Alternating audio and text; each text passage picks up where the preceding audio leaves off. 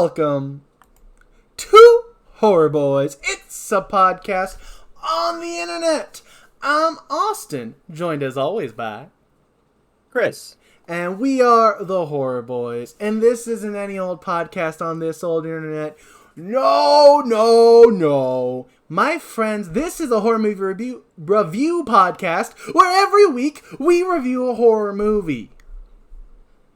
Yeah. So we're going to do that. But first, I want to remind everyone, screw the AMPTP. We are, the WGA and SAG-AFTRA are all still on strike, and they should be until their needs are met.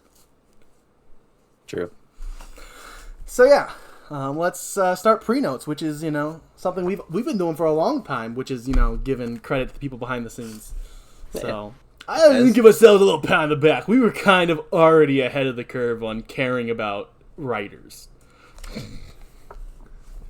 But we're talking about the Re-Animator franchise still, because last week we watched the first one, now we're the second one. I know, crazy. It's Bride of Re-Animator. So let's talk about it. Our director and co-writer is the returning Brian Usna. Our co-writers are Zeph E. Daniel of Society and Silent Night, Deadly Night 4, and Rick Fry of Society. Our composer is the returning Richard Band. Our director of photography is Rick Fichter of Society and did special effects / visual effects / miniatures cinematography. It's like all of those were like special effects cinematography, visual effects cinematography. I didn't even know these things were a thing, but in miniatures cinematography. He did for Running Man, Poltergeist, RoboCop 2, Top Gun, Alien 3, Alien Resurrection, Indiana Jones and the Temple of Doom, and Star Wars episodes 5 and 6. Dang. Yeah. Did a lot of miniature cinematography. Yeah. Our production designer is Philip Duffin of Prison, Phantasm 2, and Evil Dead 2, alongside Horror Bois alums Ted Raimi and the late Dan Hicks, both of Wishmaster. Mm-hmm. Our special makeup effects, which is a lot of them here, because this movie is in... Well, I'll explain as we go. Yeah, we have the returning late John Carl Buechler, the returning Anthony Dublin. Then, for the first time in this franchise, we have Michael Deak of Freddy's Dead, Jack Frost, and Friday the 13th 7. We have Wayne Toth of The Faculty, Nightmare on Elm Street 4, Freddy's Dead, New Nightmare, Jason Goes to Hell, and Wishmaster. We have Screaming Mad George of Nightmare on Elm Street 3, 4, and Jack Frost. Oh yeah, and also we have the K&B effects group of Robert Kurtzman, Greg Nicotero, and Howard Berger, who've done way too many movies to bring up, but I'll highlight Wishmaster, Scream, and The Faculty. Yeah, this movie has yes, some of those people are, nothing against Michael Deak or Wayne Toth, but the reason they're on this list is because they, worked under some of these other people multiple times. But the fact that this movie had John Carl Buechler, Screaming Mad George, and K&B effects group all taking, different parts of the effects of this movie is insane. Those are, 3 different groups of, special effects wizards all working on the same movie. Yeah. And, you can tell. Does make a lot of sense, for this movie. There is a lot of makeup and practical effects you will see throughout this movie. Our special effects coordinator is the late Thomas C. Renoir? How would you pronounce that? Renault? Okay, we'll go with it. I don't know.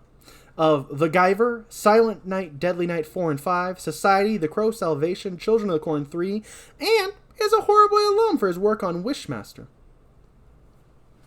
But that was before we were talking about special effects coordinators. Our stunt coordinator is Ken Lesko of Silent Night, Deadly Night 4 and 5, Reservoir Dogs, Pulp Fiction, Kill Bill Volumes 1 and 2, and Army of Darkness alongside Horror Bois alums Ted Raimi, the late Ian Abercrombie of Jack Frost 2, Bill Bryan of Child's Play and Curse of Chucky, and Bill Moseley of Texas Chainsaw Massacre 2 and Texas Chainsaw 3D. Dang. And lastly, in the pre-notes, we have our visual effects supervisor, David Allen, of The Howling, Dolls, The Stuff, Puppet Masters 1 through 5, and Ghoulies, alongside Horror Boy alums Michael Deak, William Butler of Friday the 13th, 7, and Leatherface Texas Chainsaw Massacre 3, Carrie Remsen of Nightmare on Elm Street 2, and technical Horror Boy alum, the late Royal Dano of Killer Clowns from Outer Space. We haven't covered that on the podcast yet, which we should. I should bump that up sooner rather than later because that movie is a gem. But yeah. But if you want to hear me and Chris try to make jokes over that movie, you can head over to youtube.com/@horrorboys, where we have a commentary track of that movie. Yeah. That's pretty cool. And now we're at the point of the podcast where we have to do this thing that I will never do again. But we have, to discuss who we're going to be voicing in this thing. What's it called? Horror Bois Theater! Yeah, I'm never going to say it again because I'm a man of my word, and I said I will never say Horror Bois Theater ever again. I will never utter the words Horror Bois Theater ever again because I don't like saying Horror Bois Theater. So I don't say it because why would I say Horror Bois Theater? It's unnecessary to say it at this point. There's no point in saying the words Horror Bois Theater. So without further ado, to discuss who we will be playing during Horror Bois Theater, I, Austin, will be playing Dan, Dr. Hill, Lieutenant Leslie Chapman, and Ernest. Chris will be playing Herbert West, Francesca, Dr. Graves, Gloria, Nurse Shelley, and the Bride. No. And, you may hear wow, that's a lot of characters. But a lot more of his characters have less lines. Yeah. And that's really what it came down to. And you may be asking, why does Austin not want to voice girls? Because all the girls love Dan, so I just can't. And also, I decided this time around to just split up the whole speaking cast rather than... Because I feel like even if it, isn't great for either of us to have to talk back and forth to ourselves, the awkward switching is even more awkward. So I am just we have set people. Yeah. And it only comes up 2 scenes, I think, where 2 of our characters talk to ourselves. So it's not that bad in this one, at least. So let's we open. We open. We open. We open with the reanimated head of Dr. Hill, now with bat wings, saying, "West, you fatherless child. You did this to me, but you'll not escape me. Not this time." Ooh. Dr. Hill's... Ominous. I said, ominous. Yeah, ooh. Dr. Hill is played by the returning late David Gale. We cut to Peru, 8 months later, and 10,000 miles away from the massacre at Miskatonic Medical School. Herbert West and Dan Kane are finishing up their tour as volunteer medics in a civil war and have found a key element for their experiments into the nature of life and death. Herbert West is played by the returning Jeffrey Combs. Dan Kane is played by the returning Bruce Abbott. Alright, so I guess we'll start, the next part of it. I don't know why I said it like that. Yeah. It shouldn't have been a pause there, but I'm making a big awkward pause here now. So I guess I'll continue reading. Oh, okay. Wait 1 second, I need a breath. They're working on trying to save an injured soldier as the war rages on outside. West says, "Take this." Dan says, No, it'll burst an artery." "If we don't remove this now, he's going to go into cardiac arrest. I assure you. Now just be ready to clamp." "If it doesn't hold..." "We have no choice, Dan. Now." They remove a piece of shrapnel, and Dan is squirted with a lot of blood and says, "It didn't hold." Dan walks away from the body in anger. West says, "But his central nervous system is still intact. He might still prove to be useful. More useful than it'd be otherwise. West goes and grabs a syringe of reagent. Because of course he does. Yeah, of course.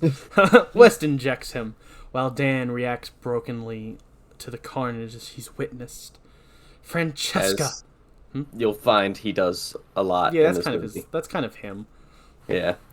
He doesn't want to be in this relationship of sorts with Herbert, but he can't quit him. Yeah. He's in a It kind of is an abusive, toxic relationship of sorts. Yeah. Francesca enters the tent saying, "We have to retreat. The front lines." Keep going. No, it's great. I can't do an Italian accent. It's great, Chris. You're doing a great job. Try from the beginning. We're not cutting any of it, but try from the beginning. We have to retreat. The front lines have weakened. She looks over and sees West struggling with the reanimated soldier. Francesca Danelli is played by Fabiana Udenio of Austin Powers International Man of Mystery and Slammed alongside Horror Bois alums, the late Tom Tiny Lister Jr. of Santa's Sleigh and Justin Whalen of Child's Play 3. Yeah. It's a movie about wrestling that I've heard really, really sucks. That doesn't surprise me. West ends up shooting the reanimated soldier in the head. Dan says, "Gosh dang it, Herbert! What are you doing?" You know very well what I'm doing, Dan. "Don't you ever stop?"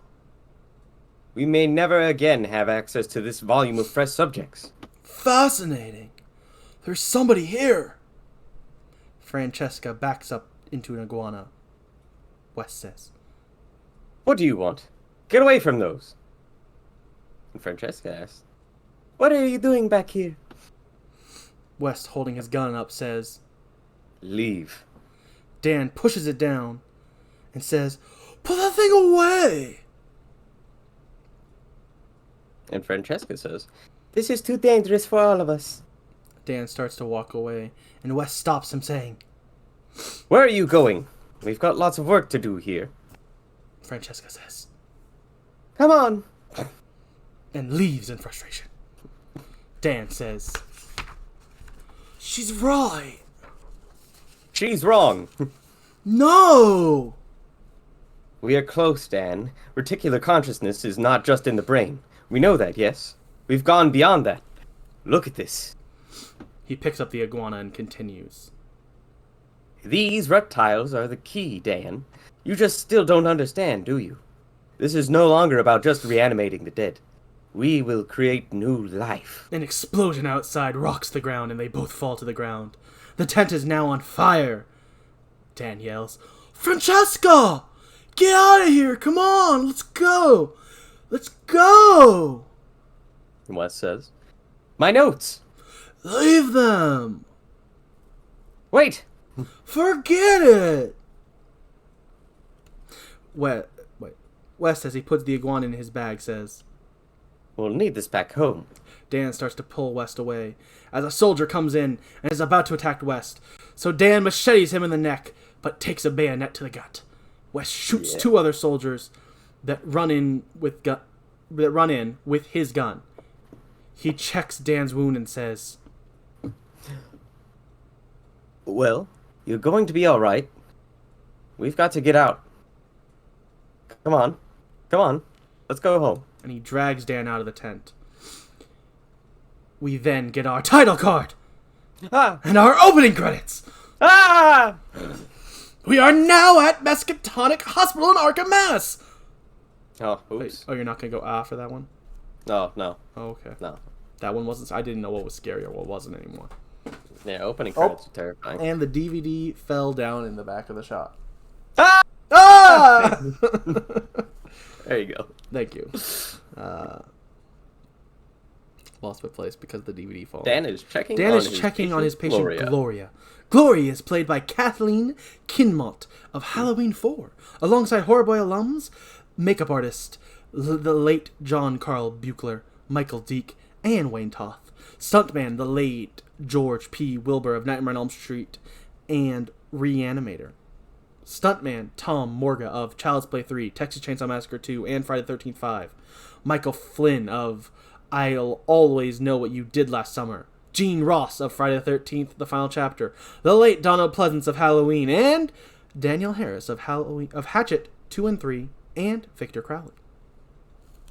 This Halloween 4 has too many horror boys in it. We should cover that in 4 weeks. I think we might. Yeah, I think we will. I think we're covering 4 weeks just because I'm getting tired of it. Oh, okay. That's also like one of my favorite movies, so I'm just looking forward to talking about that movie. That's fair. Dan says, "Morning, Gloria. How's the star patient?" Hello, Doctor. "You look great. I see you even put on some makeup." Don't tease me. It's just that my head is about the only part of me that's not sick. West hears that and checks her head. Dan says, "This is Dr. West. He'll be coordinating with pathology about your biopsy." West says, the creepiest thing ever. You're right. That part of you is quite well. I guess. I mean, there's creepier lines in this movie for sure. I don't know. No, yeah, I'm sure. sure. The line doesn't even hold up to being that creepy to me, really. I'm like, oh, yeah. Oh, oops. Gloria tells Dan. I'm scared. Dan replies, "Don't worry. The surgery is routine. I'll be taking real good care of you. Come on." He helps her transfer to a gurney to be taken to surgery on. After she's wheeled out, Dan tells West, "She's not an experiment. She's terminal. She's a patient." She could be of use to us, Dan. "Not us. You. I'm a doctor." Well, be a scientist. Dan leaves in a huff. A huff. Oh. We cut to pathologist Dr. Graves covering up a dead body with a sheet. Dr. Wilbur Graves is played by the late Mel Stewart. He is joined in the room by Lieutenant Leslie Chapman of the Arkham Police Department. Lieutenant Leslie Chapman is played by Claude Earl Jones of Dark Knight of the Scarecrow and Evil Speak. Chapman comes in with a gift bag and introduces himself to Graves. After joking about his name, Graves asks, "Well, how may I help you, Lieutenant?" Chapman responds, "No, I'm trying to think of what voice I'm doing." Okay. Take your time. Yeah, we'll just pause the podcast. We're not gonna actually pause it, but we're just gonna, metaphorically pause it. Yeah, I don't have any ideas. I guess I'm just gonna start and see what happens. All right. Nope, don't like it. Nope. I see. I have like voices I can do, but for some reason, in the moment, it's really hard for my brain to choose one. Oh yeah, that's fair. That's why all my girls sound the same. Not Francesca. Yeah, she sounds interesting. I understand. Hey, you're in charge of the... Yeah, so I'm gonna go with that. He's got like a little high-pitched voice. So, he does have a... He kind of actually does. Voice. It's not perfect, but it kind of actually does not work. I understand that you're in charge of the remains of the night of the massacre. Yes, but it's my understanding that the case is closed. Not to me. Chapman takes an item out of the gift bag, and it's Dr. Hill's head! Ah! No longer completely smashed. Yeah. Now just with a dent on it, the side. Yeah, definitely didn't get crushed completely and thrown against the wall. It meant we got more Hill, so I'm fine with it.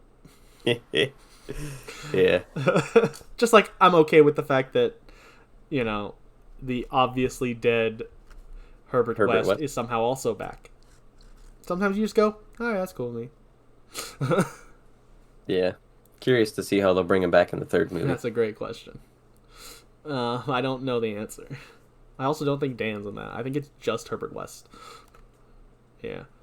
I don't know how the dynamic works there. We'll have to wait and see. Yeah. Chapman, I said that. Chapman continues.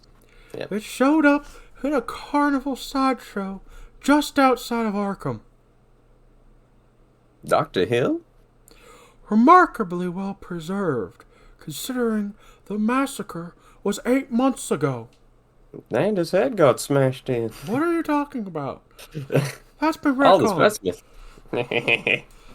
Yeah, it sure did get retconned. All the specimens from the night exhibit the same qualities. Yes, as you see, the skull is fractured right Yeah, there. from being squished, remember? There. Didn't you know it was missing? You know, I could fix that. Where do you keep the rest of the remains? Graves takes Chapman into the... It says on the wall, the contaminated room. I think I've referred to like as the back room or the closet later. So just... That's what I'm talking about when I talk about the back room, the closet of this area. Yeah. This is where the bodies are stored, apparently. I don't know. Graves says... The specimens from that night have shown almost no signs of deterioration. And this not only holds true for the gross anatomy, but the individual chest... Cells. That's supposed to be cells. The individual cells in each specimen display a lack of decay. Are you saying that they're not quite dead? What's dead is dead, Lieutenant. I should know. It's my field. Chapman picks up a bottle of reagent and asks, "What's this?" That's something, Dr. Hill was working on. I haven't been able to identify it yet. I was planning on doing that first thing in the morning, as a matter of fact. Is all of it?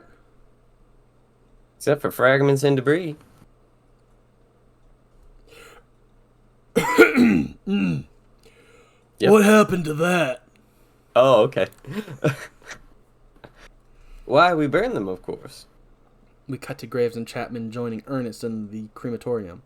Ernest is played by Michael Strasser. Graves says, The forbidden... What? I don't know why I went into your old voice for the other character. Yeah, I changed that voice. Forbidden word. He had something in his throat, Chris. Didn't you hear the cough? Yeah, I did hear that. Would-be ballet dancer didn't have the stuff. Cut off her feet and bled to death. Yeah, he didn't, like, really... It's really weird. Yeah. Just a lot of bit morbid. Where are her feet? Her feet? Why, they're missing. A lot of... No, that's the same voice as Dan. Dang it. That should be Ernest's voice. Ernest's voice definitely should be that, though. Need to make that clear. A lot of... No, I gotta try to figure out how to do a different, like, loser voice. Oh.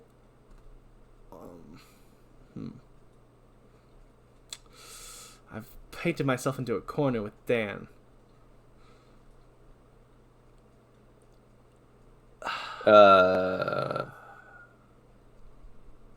He's gonna be Southern.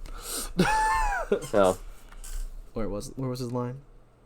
A lot of stuff's been missing from here lately. No. It's a lot of stuff's been missing from here lately, Holmes.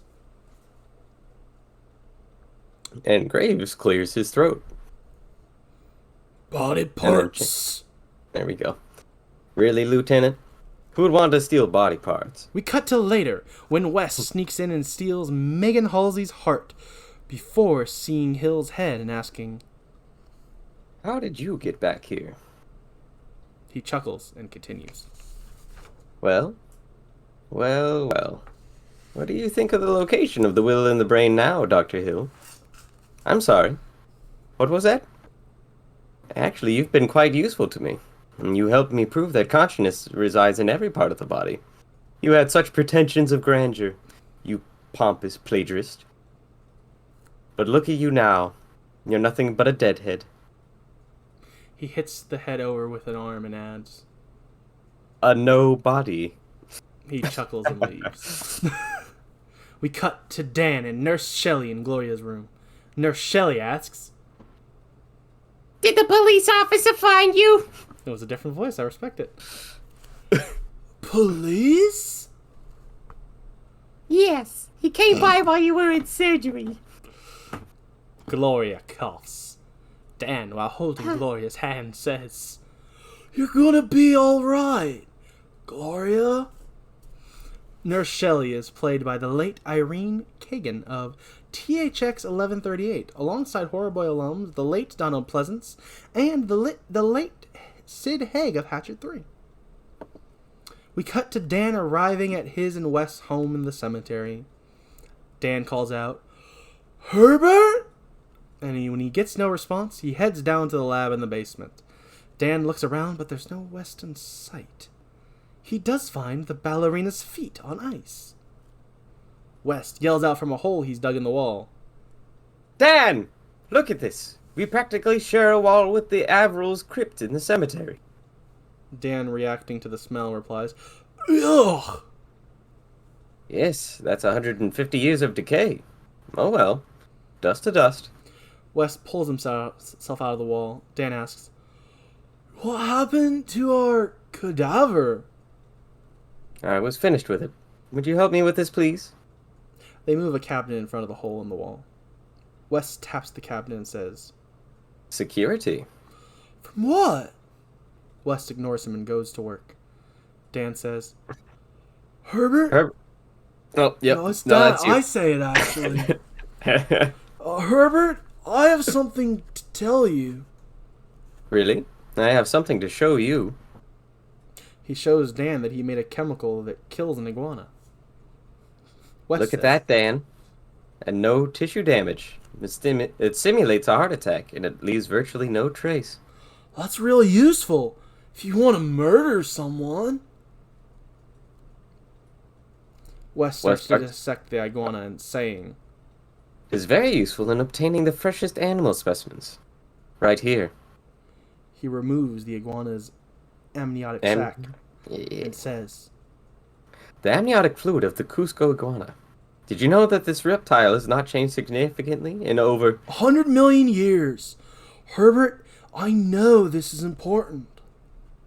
Now, we extract the amniotic fluid from the sac, and with that, we add the muscle proteins of myosin, actin, and Tropomyosin.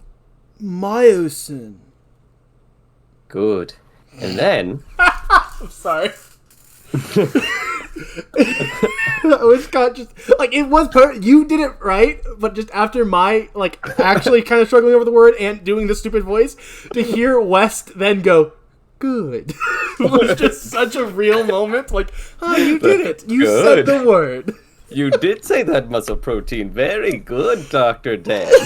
Alright, so start again. West says, Good. And then, he walks over and gets some of the classic reagent and says, our reagent. and he adds it to the amniotic fluid and proteins. West says, Pure potentiality. The primordial ooze from which life originates. he chuckles and continues. Dr. Hill. Dr. Hill gave me this idea. He takes a wire frame and adds 5 fingers and an eyeball to it. Dan says, "I'm moving out. What? I'm moving out."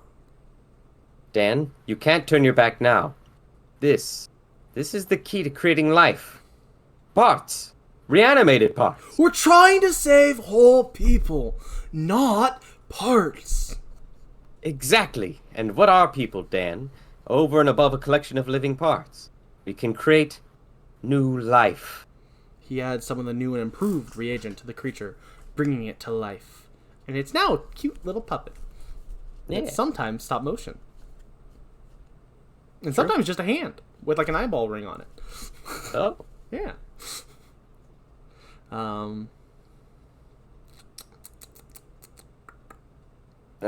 Wes chuckles and Dan says, This morbid doodling with human body parts. Is this what it's all about? Is this what our great work has led to? Exactly what are you insinuating? This is your madness. Oh, really? It had nothing to do with me. You don't even include me anymore, and you don't even keep the lights on when we make love. I mean, What? nothing. Oh, I see. I'm out. Didn't see you rejecting my work when Meg was lying there dead. Where were your great ideals then? Don't you? Daniel, what was it about Meg that you loved? We see a shot of the finger spider crawling away. West brings out Meg's heart and offers to Dan, saying, Meg's heart. Dan walks over to West. West says, help me to continue the work. Dan takes the heart. West continues.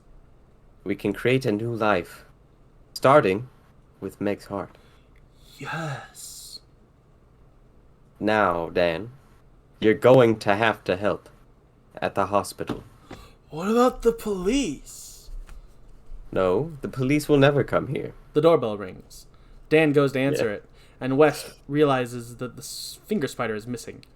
Dan opens the door, and it's... The police! Yeah, it is, because it's Lieutenant Chapman. Chapman asks, Daniel Kane! Yes? Chapman shows him his badge. Dan says, police?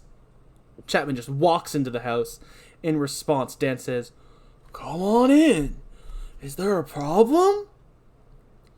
West comes upstairs and asks, And who are you? Dr. West. Lieutenant Chapman. Police.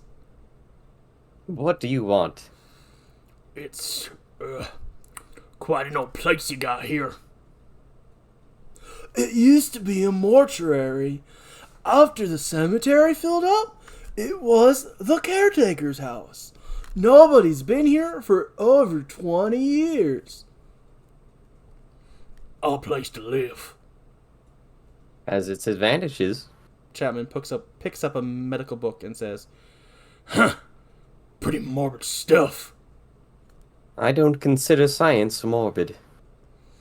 It was pretty morbid the night Dr. Hill died. And Dean, Dan, after kicking the finger spider that scurried by, says, Halsey. Dean Halsey. Yeah, and, Megan Halsey. Do you mind if I sit down? Dr. West, what kind of problems did you have with Dr. Carl Hill? Dr. Hill and I had professional differences. It was nothing personal. I have been through all of this. It's in the police records, which I am certain you have access to. The finger spider crawls up onto the back of the couch behind Chapman. Chapman says, I understand that you have some radical ideas about the reanimation of dead tissue. You heard that voice and thought I was going to say some other radical ideas, didn't you? And that's fair. But no, I'm talking about this one. Dan starts to make his way behind the couch. West says, When I was in medical school. Not middle school. When I was in middle school. Herbert West reanimates I was killing small middle animals. school. When I was in medical school, I might have had time to discuss the theory. I don't anymore. I suppose those poor souls out of the Sefton ward are theory. I don't know what you're talking about. Dan makes a move to grab the finger spider, but it hops down on the cushion next to Chapman, leaving Dan awkwardly leaning on the couch behind Chapman. Yeah. And I don't suppose you know anything about the missing body parts at the hospital? Missing body parts? No. Chapman gets up, sitting the medical book down on the finger spider and says, I can find my own way out. He gives West a dirty look and leaves. West picks up the book to reveal the smashed finger spider. Oh, Whoa. poor finger spider. Yeah, he's all got green goo coming out of him. Yeah, that's reagent from the blood. reagent. He got reagent blood. Yeah. We cut to Dr. Graves, who tests the reagent on a small piece of tissue. When he looks at the microscope, he gets crazy eyes and tests it on a bat cadaver that's got its chest flayed open. I'm sure there's a scientific name for that, but that's what it is. You know, I'm sure there's some specific name when doctors do that, but it's flayed open. I don't know. There probably is an actual medical term for that, but that's the best way for me to be able to describe it with my knowledge of terms. It's fair. It starts flying around. It flies into his face, and after some struggle, he gets it on the table. He cuts off its wings with a scalpel to get it to stop flying around the pathology lab. Yeah. We cut to West, arriving at the crematorium. He says to Ernest, Ernest, Dr. Graves wants to see you right away. Pathology? Right away. Ernest points at a body he was supposed to cremate and asks, what about the... I'll take care of it. Cool. And he leaves. West takes sunglasses out of his pockets and puts them on the corpse. Dan brings a wheelchair into the crematorium.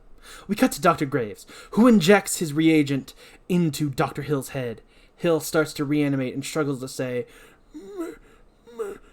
more. Dr. Hill, is that you? More. Graves injects Hill with more reagent. Hill says, Dr. Graves. You see? I recognize you. You do? The seminar in Zurich. Yes. Your theory of reconciling creationism with the origin of disease. Yes. Totally idiotic! Ernest knocks on the door. Graves goes to answer the door and says, It's you. Come on. Come in. Come over here. He sits down proudly in front of Hill, but Hill's eyes are closed and he's not talking. Dr. Hill, speak to me. Hill does not. Speak to me, Dr. Hill. Speak. Still nothing. So Ernest says, well, this is some kind of joke, right, man? No, it is not a joke. He can talk. He heard my lecture in Zurich. The head? He heard your lecture? He can talk, for God's sake. Listen. Talk, dang it. Talk. Talk. Ernest opens the door and says, the head? And leaves before finishing the sentence. Hill says, Don't you ever do that again, you mental ableist for little people. Word. Yeah. Graves says, Oh my God. My God, I'm losing my mind. I have some unfinished business, and you will assist me. We cut to West and Dan wheeling the corpse out the door to the door, Weekend at Bernie style. Yeah. Dan says, Not out the front door. Just a doctor taking a patient out for a little air. A dog runs by, knocking the glasses off the corpse and causing its head to flop down. West fixes her. A bunch of people do give them side-eye, including Lieutenant Chapman, but no one confronts them. Yeah. Dan says to the dog, Hey, Pooch.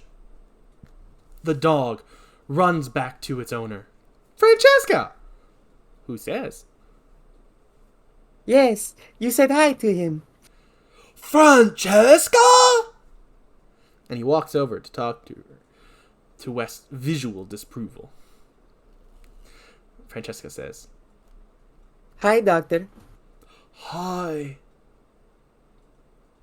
Wes walks up and says, Don't let little head rule the big head, Dan. And then he walks away, rolling the corpse. Dan asks, So, what are you doing in Arkham? I'm doing some interviews in Boston this week. Over the telecom, we hear Dan get called away. So he says, Oh, God, I've got to go. I know. Listen, what about dinner tonight? Only if you let me cook. Real Italian style. Okay, only if you let me help.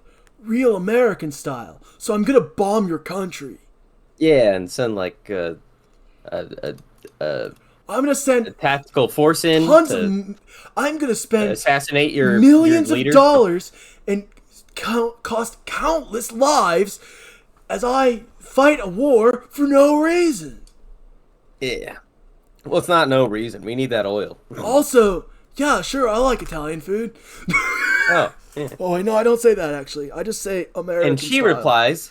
He It's a gives deal. her his address. And then She replies. It's a deal. See you tonight. As he heads back to the hospital, Francesca says. Yeah. Hope you like garlic. Francesca asks her dog. Well, Angel, what do you think? What do you think? Chapman comes over to Francesca and says, "Hey, Pooch, where did you come from?" And Francesca answers for the dog. From Peru.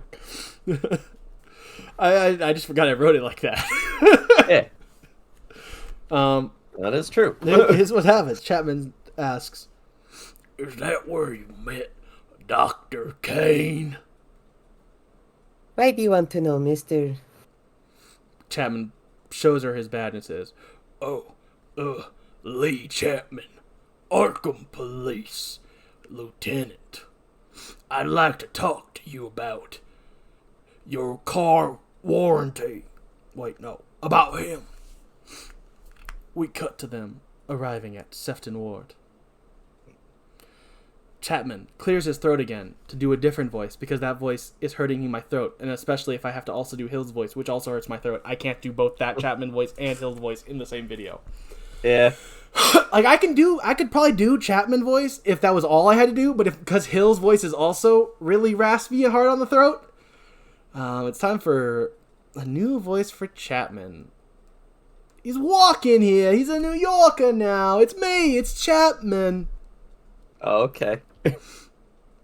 Did you ever hear of the Miskatonic Massacre? No, I haven't. It happened here at the hospital 8 months ago. The department, I'm actually from Boston, that makes sense, got a call about a homicide at the Miskatonic University Hospital. The whole place was in panic. It was down in the morgue. There was blood all over the walls. You ever been around dead bodies?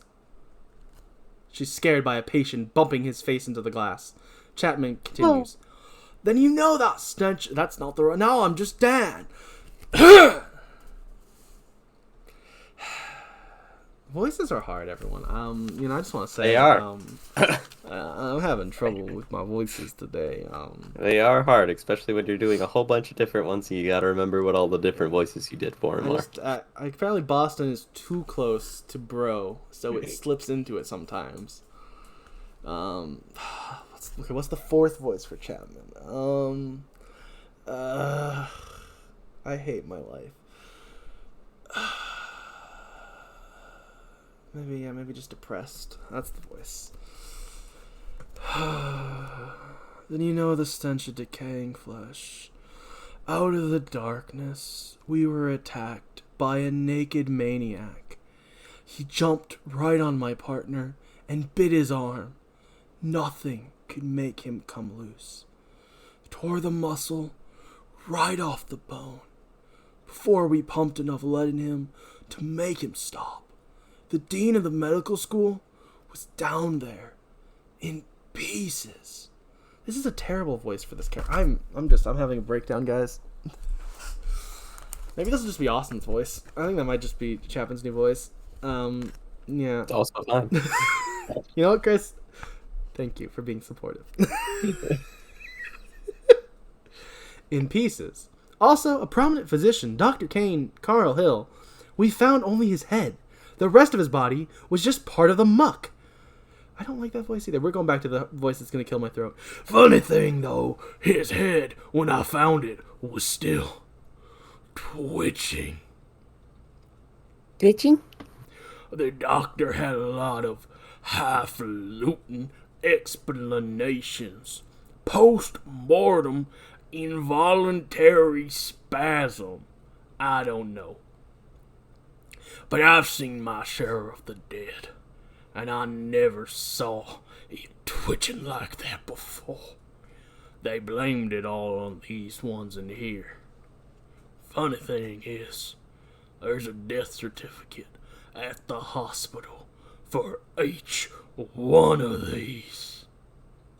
A death certificate? I mean to say, these three didn't get to the morgue on their own 2 feet. They enter the room where with these 3 people. And Francesca asks, The hospital made a mistake? The hospital might have made a mistake about those 2.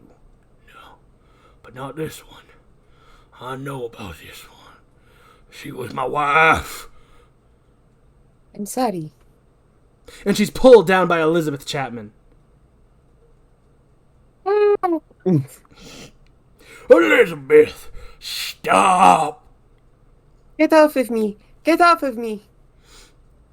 As we get close-up shots of the reanimated patients' faces. yeah.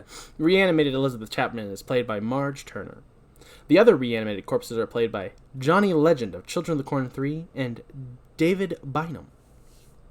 Francesca is helped up and out of the room by some nurses and orderlies. Chapman says, "She's never done anything like that before." Just what does all this have to do with Daniel? Dr. Kane and Dr. West were the only normal survivors of the night. Daniel's girlfriend was Meg Halsey, the dean's daughter, and Daniel was found with her dead body in his arms. Her dead body twitching like the blasted head. We cut to the basement lab, where Dan and West are working on their bride. Dan is applying some reagent to connect an arm to the torso. West says, Be careful not to use too much of that. We don't want to have any premature reanimation. "Thank you.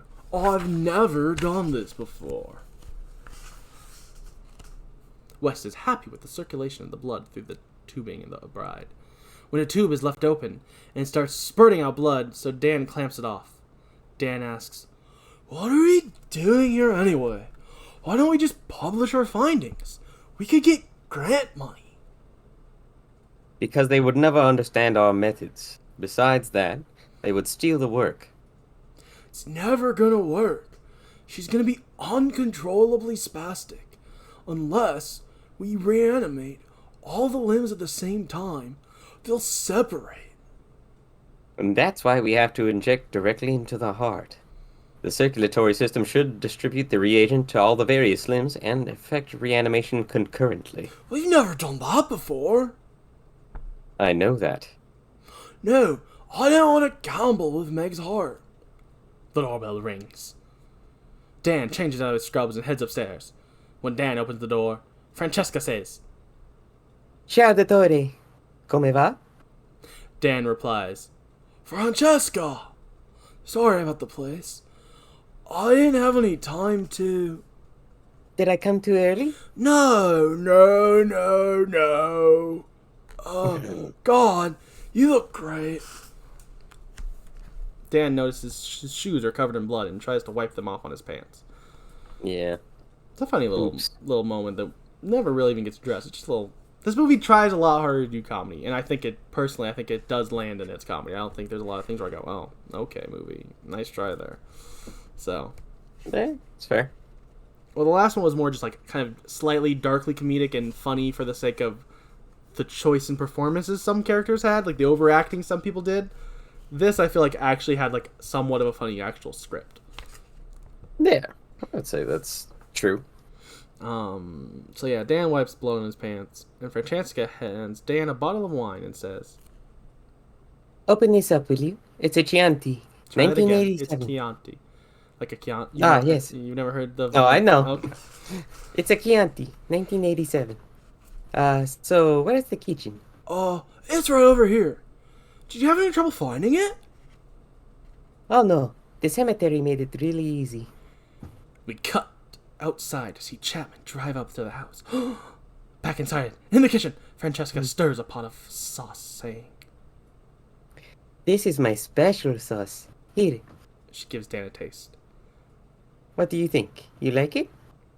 I love it. So do I. And she kisses Dan. She's biased, I think. She goes back to stirring the sauce. Dan pulls her back in for more kisses. And we cut to them in Dan's room kissing under the sheets, implying it's Post playing harmonica. That's right. or pre-playing harmonica. It has some, Yeah, playing probably. harmonica is implied. There was more special sauce stirred. That's right. Whoa! Whoa! I forgot to do my webcam thing, and I just went out of focus when I went, whoa! Nice. Oh, man. Let me just fix that real quick.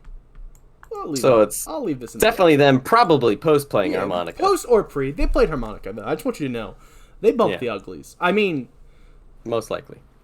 He bumped his ugly lips on her harmonica. Wait, whoa, what? Wait a minute. Hold up, wait a minute. And so we cut to West, Frustrated in the basement because his friend is with a girl and not playing scientist with him. Not cool, dude. That's not fair. He decided to use reagent to reanimate a leg. He tickles its foot before deciding to use a rod to connect it to an arm. Yeah. He uses reagent to mend them together as one creation. The leg kicks him to the ground, and the arm chokes him as he struggles to rip it off.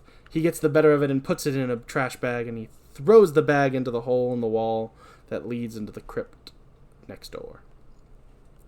Back upstairs, Dan gropes Francesca, saying, "You're so beautiful. Your skin's so soft, so warm." They kiss some more. And we cut to the hallway, where West is standing disapprovingly of Dan. It looks like he's looking at them, but I would assume they closed the door. So he's not. He's just looking at their doorway, mad because he knows what they're doing in there. Oh, rum. West heads downstairs and finds Chapman has let himself in. West asks, "What are you doing here? What do you want?" "The body you took from the crematorium." "Get out of here. Right now." "What's down here?" "That's none of your business." Chapman shoves West out of the way and starts heading down to the basement. West rushes past him down the stairs and says, "You are making a big mistake." "Do you believe that dead is dead, Dr. West?" "I don't know what you're talking about." "I'm talking about my wife!" No. You Chapman, can't go in there. Stop. I need to read a line of like... Oh, yeah. One of us needs to read the non-dialogue line real quick. Chapman goes to the door leading to the lab, but West says, "No, you can't go in there." "Move! "No!" Move!" And he grabs West and shoves him out of the way. Chapman looks around the lab in disgust, and after finding the bride, says, "You butcher." "How dare you judge my work?" "Work? My wife was your work?" He lunges towards West. West evades and says, "Don't lay your guilt on me, Lieutenant." "What?" "Your wife died of multiple contusions to the head. "No." From a blunt instrument. Multiple blows to the head." "She fell." "Ha! She fell, did she?" Chapman grabs the shovel and swings it at West, saying, "It's not my fault." West uses the gas he created to kill Chapman with a rag over his mouth. We cut to Dan entering the basement and asking, "What happened?" "He attacked me." Dan grabs West. "No, Dan. Dan, I can't help it if his heart gave out." "Dang, Herbert! He's a cop! What are we gonna do with him?" "Well, we could get him back out on the street. Walking. You don't want to gamble with Meg's heart. This is our opportunity for a test. Do you want to waste it?" Dan just lightly chuckles to himself in disbelief. West grabs a syringe of reagent and says, "How much do you think he weighs? 230? 240? Dan scoffs in response. West walks over to Chapman and says, "So little tissue damage. Oh, Dan, just in case." He hands Dan Chapman's gun. West injects Chapman in the heart. We get a quick cut to Francesca upstairs, realizing Dan isn't in bed. Back to the basement, where Chapman starts to twitch. West says, "It's working." Chapman comes to and says, Get away from me. With the cloth. I have a new voice now. This is my dead voice. I'm Gimli. No, it'll be the other voice. I'll just have to remember how to do it in the next line. Chapman grabs West, and West yells, No! Dan! but Chapman tosses him across the room. Dan doesn't shoot him, so West yells out. He's a wife beater, Dan! Use the gun! That actually distracts Dan, giving Chapman a chance to knock Dan to the ground. Chapman tries to take the gun from Dan, and ends up turning it towards Dan's head, about to shoot him. West comes over and chop. Yes. He chops Chapman's arm off. The wound sprays West with blood. Chapman pushes past both of them and closes them into the lab. West arms himself with a gun and starts to head out through his hole, while Dan starts trying to shoulder block through the latched door. Francesca comes downstairs to the living room and finds Chapman laying on the couch. She asks, Lieutenant Chapman, what are you doing here? Her dog growls at Chapman. Arr, I'm the dog too, apparently. I'm just oh, okay. Chapman, Chapman shoves Francesca down, and the dog jumps onto Chapman, who throws the dog off him at the wall, ripping its leg off and killing it at the same time. Yeah. Francesca yells. Get away from me! Get out! Get away! We cut to West in the crypt and see that the ceiling looks to be starting to crumble. That's a weird choice of a shot. Yeah. Dan is able to shove the door open and head upstairs. Chapman leaves out the front door, taking the dog's leg. Dan joins Francesca in the living room to console her. West then comes in and asks, Is he gone? And Francesca asks, What is going on here? What did you do to him to make him that way? West picks up Francesca's dog and says, She's hysterical. and he leaves. Francesca yells. What did you do to him? Why? We cut to Chapman, wailing in the cemetery. Now back to West, cleaning up the basement lab. When he gets an idea. An awful idea. A wonderfully awful idea. I'm really hoping I find a way to get that same Grinch quote in the third one. It might happen. It might. I mean, knowing West, he will probably have a bad idea. So I probably can fit that in there. So yeah, his idea is that he, attaches Chapman's arm to the dog and reanimates it. We cut to later, and Francesca wakes up hearing barking. She heads to the basement and goes to open the lab door, but West opens it and asks, What are you doing down here? Your welcome does not extend to this part of the house. She looks down and sees her reanimated dog. And says, Angel? Sweetie? She starts petting the dog, but it and grabs her hand with Chapman's hand. She screams. That did not pick up, but it's okay. And he rips her hand away. Dan comes downstairs, and Francesca pushes past him. What says? You should have never brought her here. Dan tries to stop Francesca and says, stops Francesca and wait, no. Get the thing out of here! Francesca, wait! Let me explain! Is this what you did to Meg? You're a freak. God, I hate you. And she runs off. West says, You're better off without her. Dan sits down on the stairs in defeat. We cut to presumably the next day at the hospital. West says, Dan, now listen to me. All we need is just one last piece. Dan walks away from West as he's talking. Dan says, Gloria, hi. How are you feeling today? You see, it helps me to think of you as Meg. Meg who lived. Gloria dies. Yeah, well, she kind of died as he was saying that because he wasn't paying attention. Dan calls out, Nurse! Nurse Shelley and West come in. Dan says, Puddles! I didn't even notice. God! What's wrong with me? Nurse Shelley says. I already forgot her voice. It was like a southern lady. Like an old I Southern don't lady. think it was. It was not like an old, like... Let me through. Yeah, close enough. Clear! And he uses the defibrillator. Dan says, push the lidocaine. Clear! Forget it, Dan. Let's go in. He scalpels open her chest. Dan takes a bone saw to her sternum while saying, she's never gonna survive this. Wes says, she's already dead, Dan. No, you're off midline. They're all, but especially Dan, are sprayed with Gloria's blood.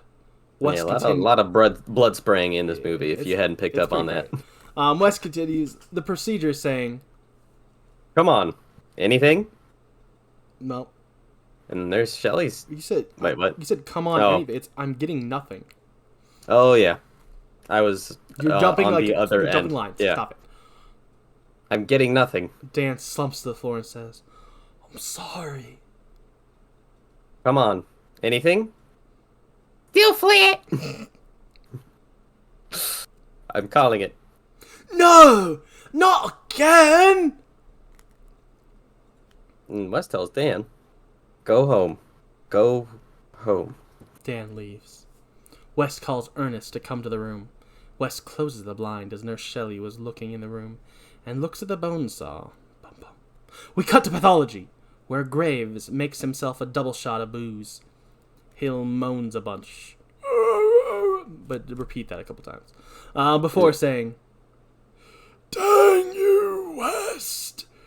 Wilbur, get me out of here! No.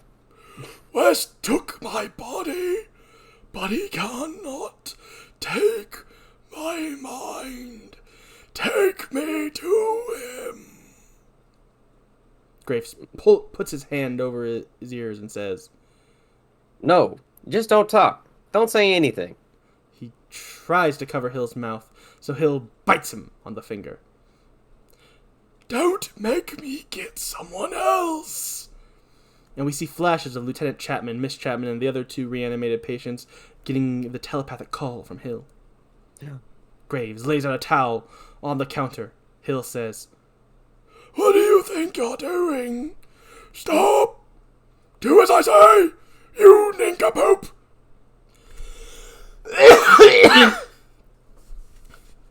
And so Graves shoves an apple into Hill's mouth to gag him. And Graves then wraps the head in the towel and throws it in the trash. Back to West, who is met in Gloria's room by Ernest. Ernest says, yo, Dr. West. Is that right? I don't even know. Frick it, man. probably. We'll just go with it. I don't know. Frick you, Dr. West. Let's get this. No. You get the feet. I'll get the head. They load Gloria into the cot, and Ernest asks, hey, was she good looking, Doc? You take this to the crematorium. The crematorium? You mean pathology. I mean the crematorium. West grabs a bucket with presumably Gloria's head and leaves. Ernest says, well, excuse me. Out in the lobby, Francesca says, Excuse me, have you seen Dr. Kane? And Nurse Shelley responds, He left for the day, I think. and Francesca asks. Is there something wrong? Shelley responds, He's very upset. huh? you really messed up. You were doing good. Yeah. He's very upset. He lost a patient. I've never known a doctor that cared so much. And Francesca says, Yeah. We cut to the lab. West says to Dan, now, Dan, I'm going to need your help with this. Understand? This is for you too. he reveals Gloria's head. Dan says, Gloria? Nope. Bro, Gloria? No! Dan, don't quit on me now. Please. It's going to take the two of us to fuse the brain to the spinal cord. No! Dan, look. Look what we've done. Meg's heart is going to beat again. Others dare not dream what we are about to do. Dan, the feet of a young ballet dancer. who ended her life when she lost her ambition. These legs walked the streets. You remember the hooker who was killed in ER by her pimp last week? Think of all the bodies these legs have wrapped around. What was the value of her life? End up being picked apart by the likes of Dr. Graves and his bumbling students? And here, the worm of a virgin. Worm? Of a virgin. Worm. The Worm. The worm of a virgin. And kept as a pet in dirt for years. It sprouted up into its own virgin girl who had a womb.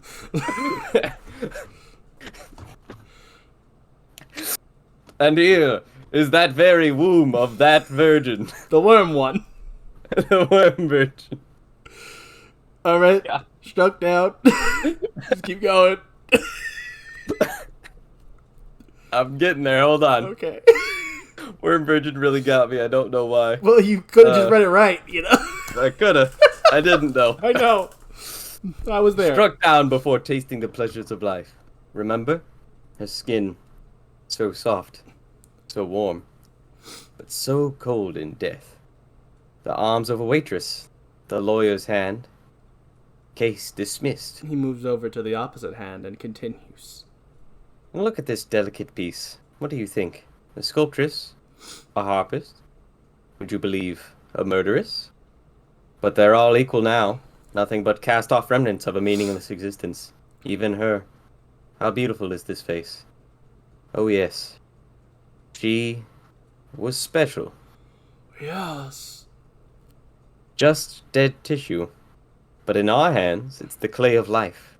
Within this chest, Meg's heart will beat again. Dan starts to put gloves on to help West attach the head. Good. Let's get to work. We cut back to the hospital.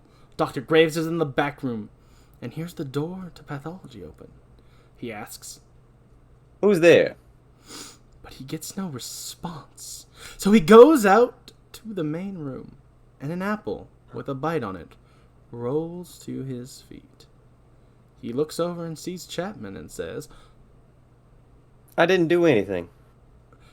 Chapman lifts Dr. Hill's head, which is laughing. And Graves says, Oh no. Hill says, You disappoint me, Dr. Graves. Graves backs up and says, Please. On the table. Chapman puts his head on the table. Hill says, Scalpel. Chapman gives Graves a scalpel and forces him to attach the bat wings to the side of Hill's head. We cut to Dan in West's living room, where the phone's ringing. But they're not there to answer it.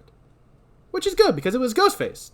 Wait, no, it's Francesca, calling from the hospital. Sure.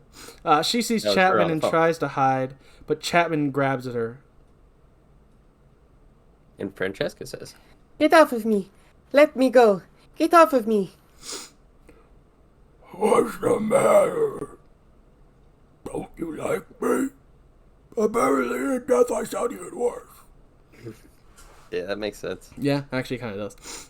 He rubs his stump on her before putting it in her mouth, saying, Kane West, they did this to me. Get the obscenity off. And she pushes him off and runs away. Chapman yells, And the pain! We cut to see Graves is trapped in the back of pathology.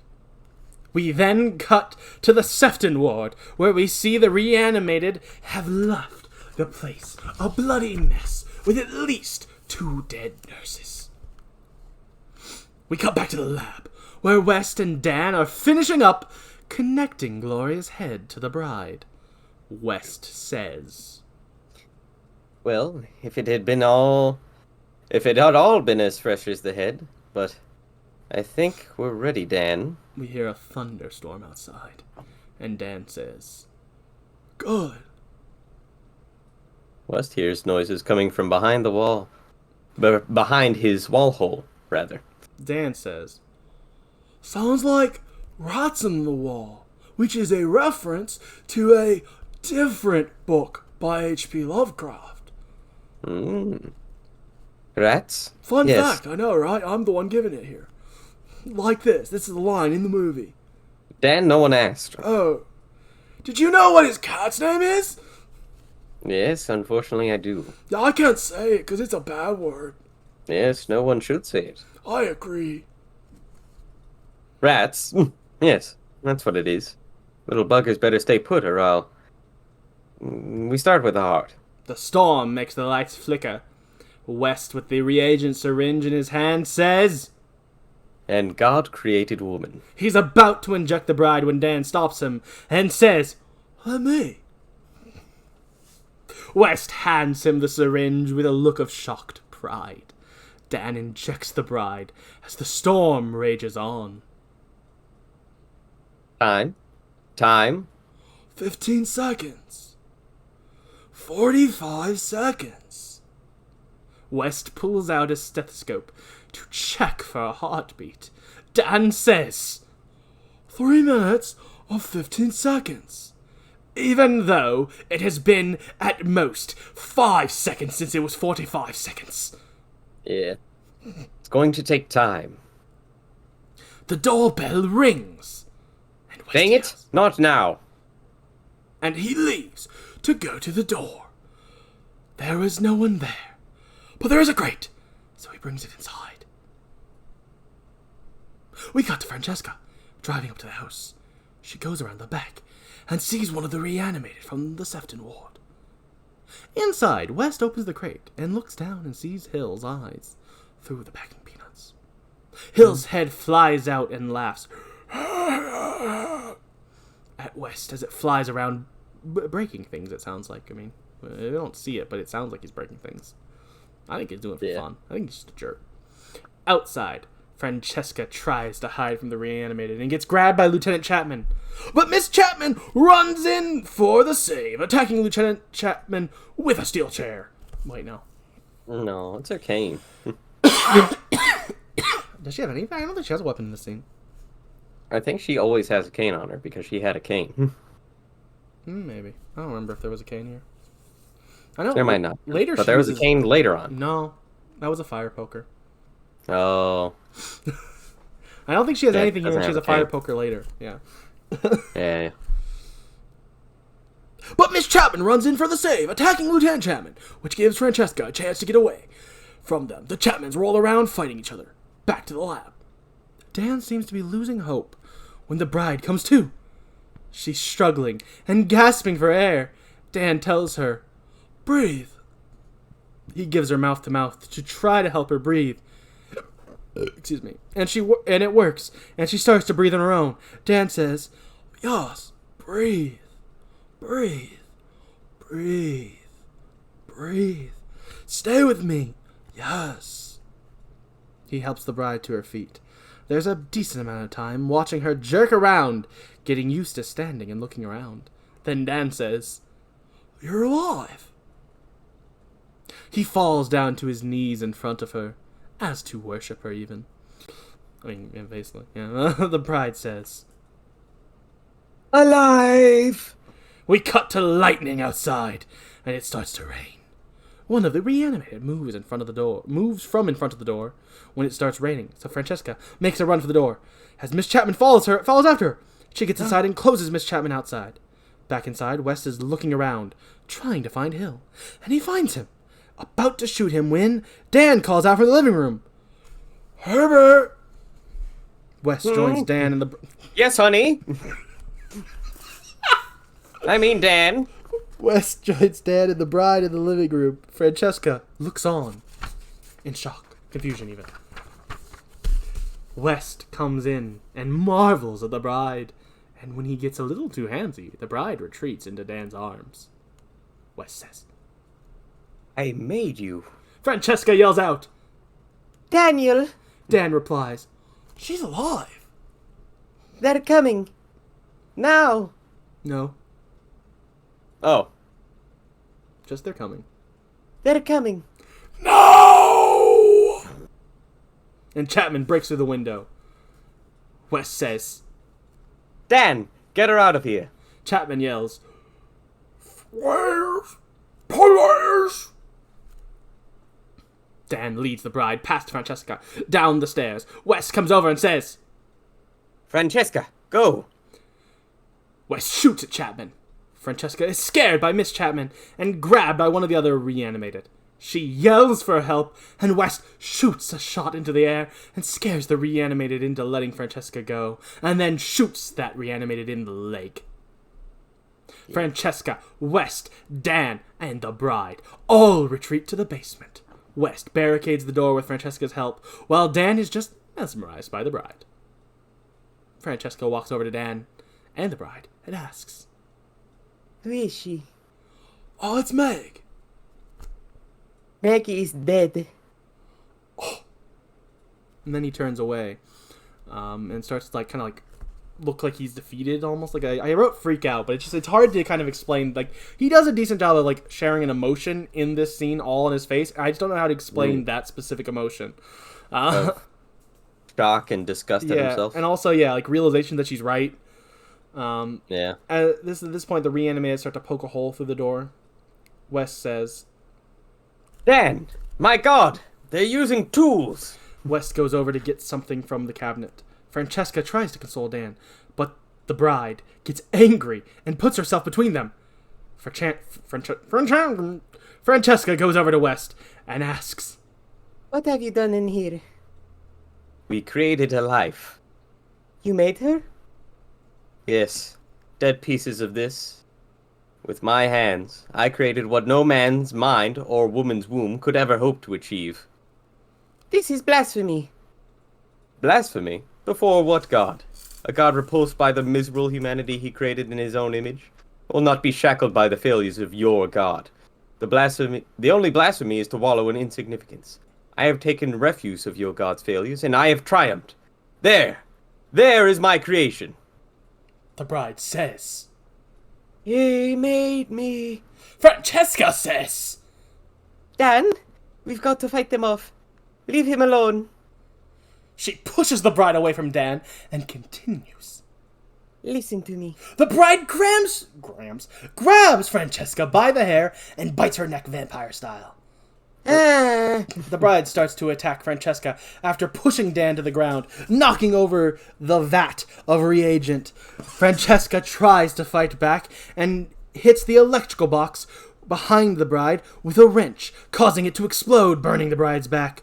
West tells Dan, Your girlfriend doesn't stand a chance. Our girl is superior. The bride throws Francesca into the pile of stuff, barricading the door.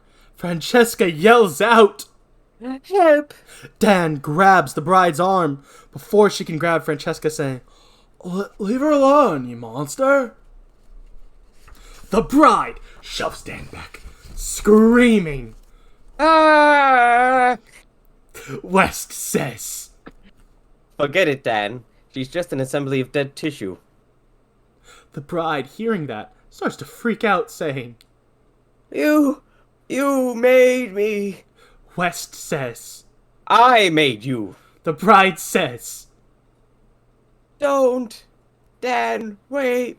She embraces Dan and wraps her leg around him, because remember, those are hooker's legs, and asks, Those are hooker legs, yeah.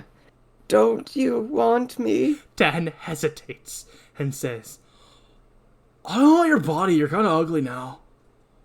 Oh, But the second line and the wasn't bride there. yells. Yeah, he pushes her Then away. what do you want? She then rips open her chest and removes her still beating heart, asking, Is this what you want?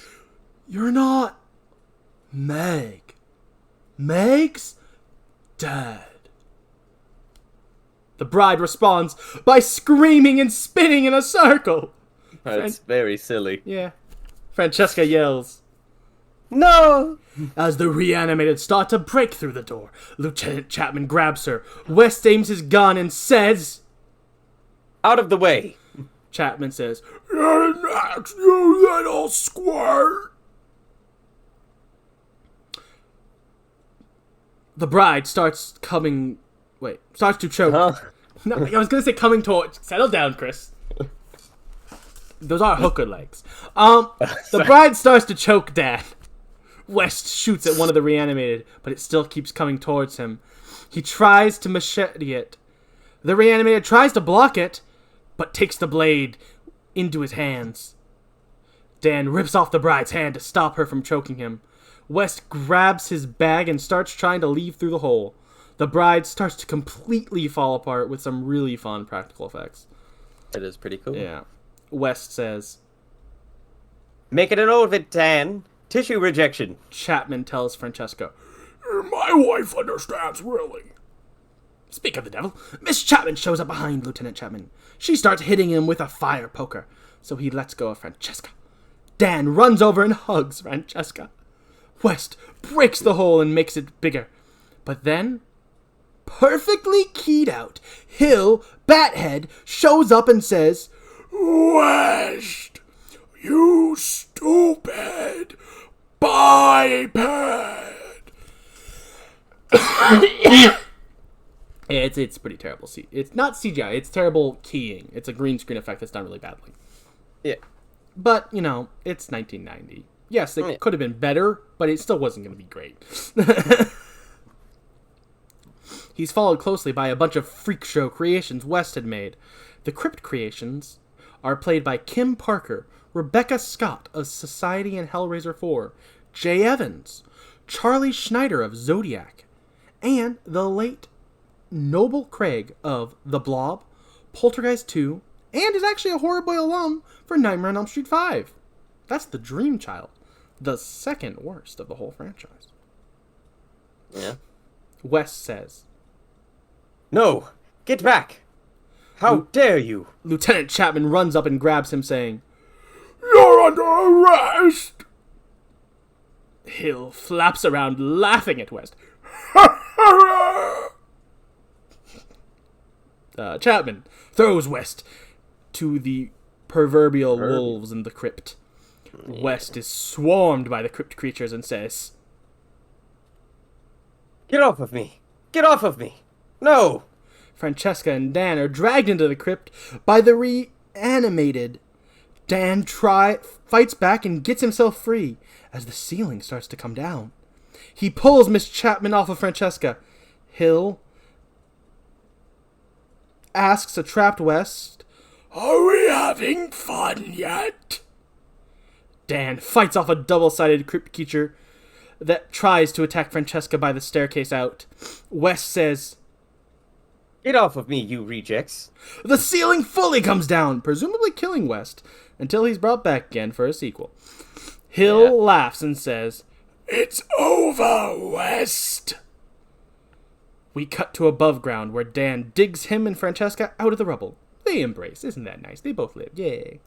They both live and will never be seen again. That man who was obviously dead, you'll see him back. Yeah. We cut to a shot showing Hill is still alive but trapped. He will also not be back. But that's because, sadly, the actor passed away like a couple years after this movie came out. And years before the third one. Then we get a shot of the bride's still beating heart that stops beating. And we cut to our credits. That's right. My thoughts on this movie are... doing voices for it were really hard. No, that's just kidding. That wasn't my thoughts of the movie. Not a shot on a movie. Yeah, my thoughts on the movie is I enjoy it. It's not as good as the first one, but it's still fun for the most part. I actually think... I don't know if it's better than the first one, but I actually think the, first, 90% of this movie is, really well written and tells a really compelling story to me. And then the ending happens and everything is solved in 10 minutes, and it kind of feels like it's abrupt and out of nowhere. There's a lot of cool, effects during it, so, it's fine. But it really does feel like they were kind of building to something and then went, oh, crap, we're out of budget or something, and just end it all in 10 minutes.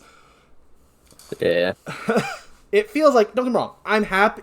Notes Austin is happy that this wasn't an hour and 45 minutes. But I kind of feel like Austin, the moviegoer, kind of wishes there was another 10 minutes to kind of flesh out that ending a little better.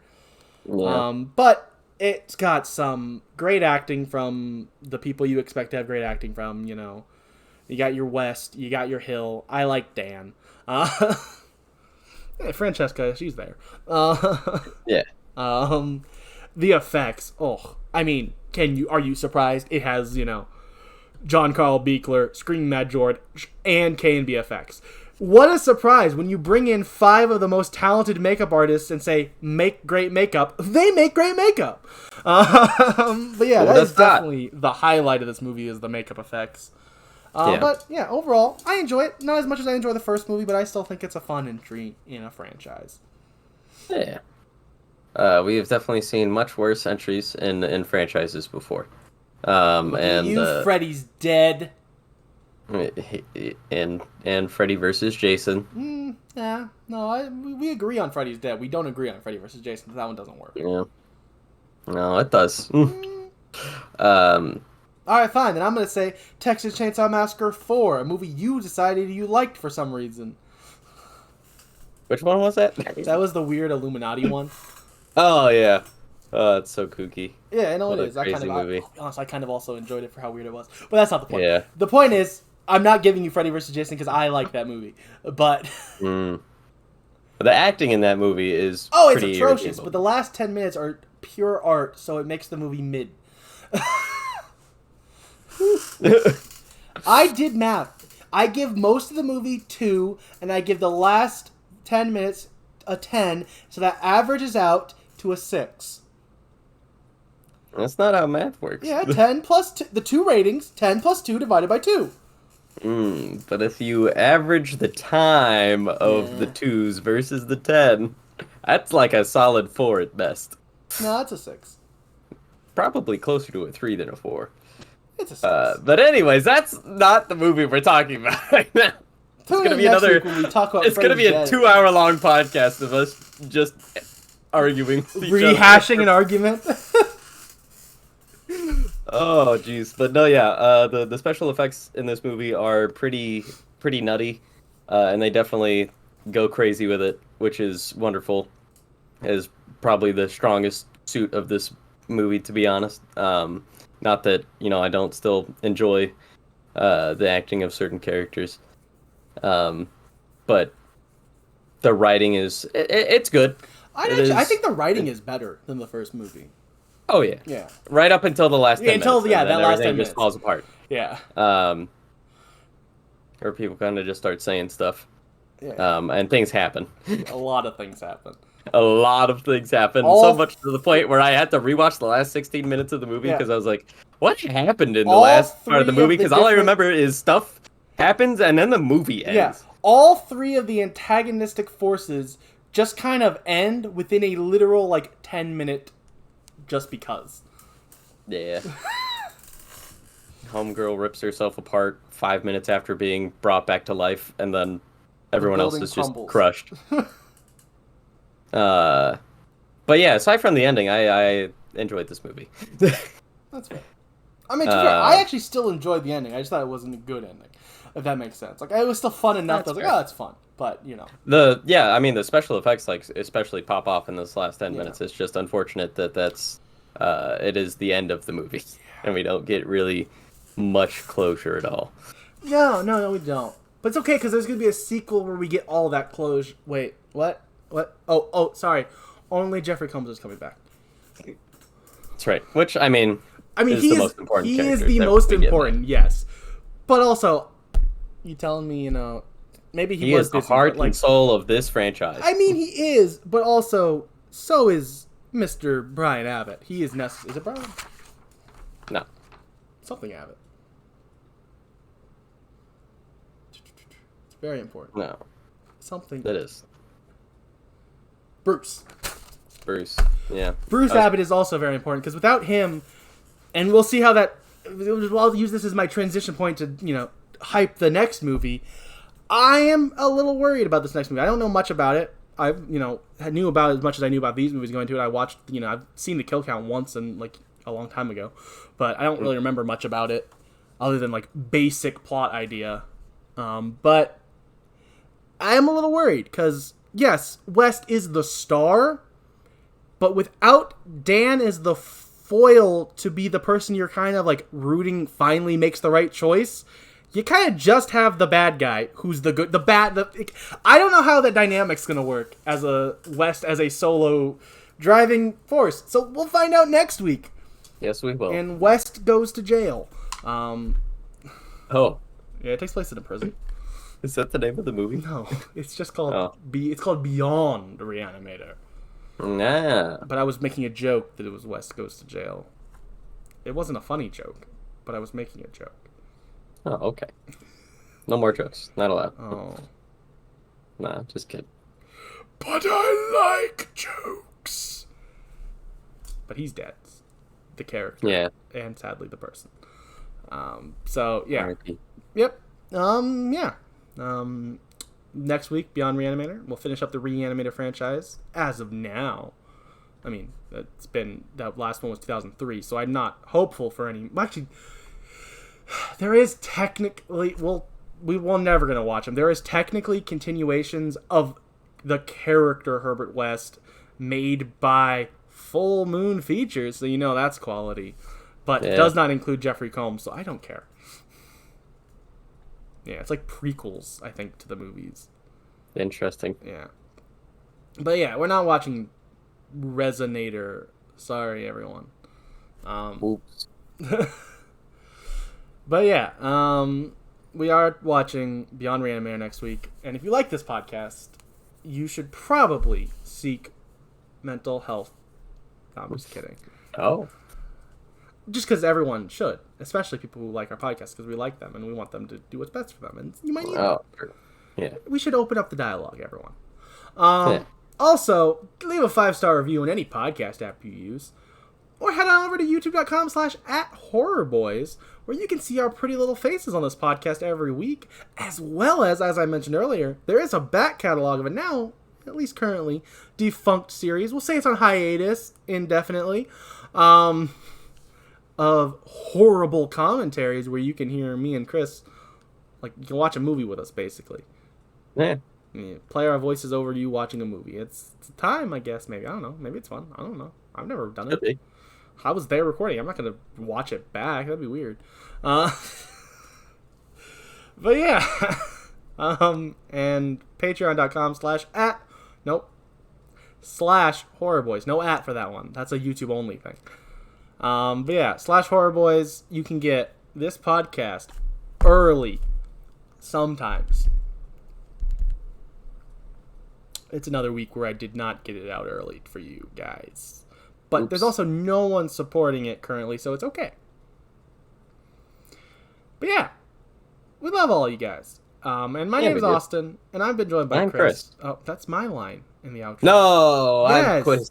No, I say I've been Austin, joined by Chris as always, and we will see you next week. Goodbye. Goodbye.